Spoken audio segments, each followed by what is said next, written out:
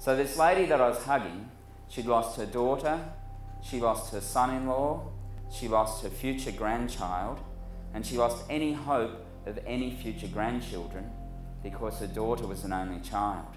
It was a real unravelling of a story as it went along. So sort of at the beginning I didn't know where we were going to go, and was fully prepared to go on that journey with him. He's got a really wonderful connection with people, and he's obviously deeply committed to what he's doing. He's talking about real life for him, and so just takes you along, so you go along in that journey with him. Now, working in these areas, you're presented with a lot of unique challenges. And to meet those unique challenges, you have to have unique solutions. So how do we meet these challenges? Well, it's very clearly, it's about building teams. In these environments, we have to build the teams very, very quickly. The key words that I got out of Peter's presentation would have been that hope is not a plan, and that we can sit there and cry, and we can sit there and feel bad, and we can sit there and wish that things would be better, but we have to make it happen.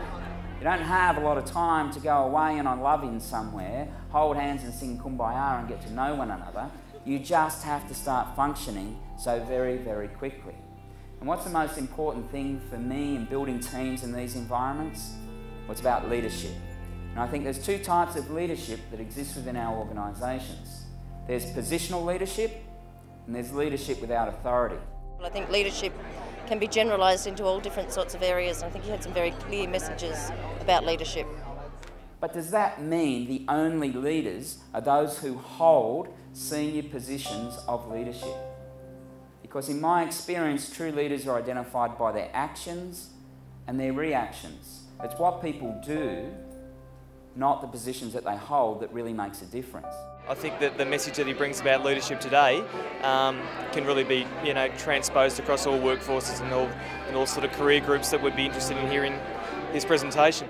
Because if you want to motivate a group of people, you find out what they're passionate about. You buy into that with honesty and with integrity. You help your staff, you help the ancillary staff that are working with you tap into what that's about.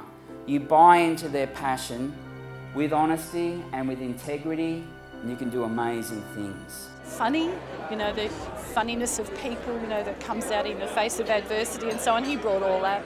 So I said to these guys, I said, do you think the Commissioner would mind if I stopped and bought some duty free?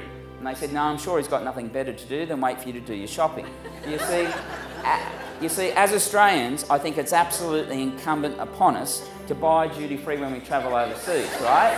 It doesn't matter whether we need it or not, the fact is we've been overseas. I've got to buy a bottle of perfume. What it smells like is irrelevant. But if I don't